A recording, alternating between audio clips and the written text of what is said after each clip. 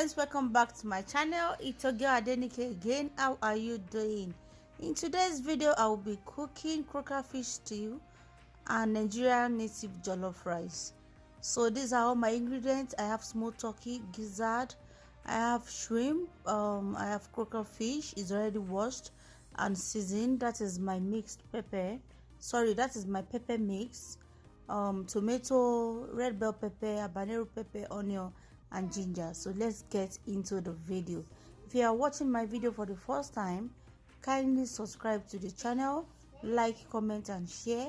And if you are a subscriber already, thank you for subscribing. God bless you.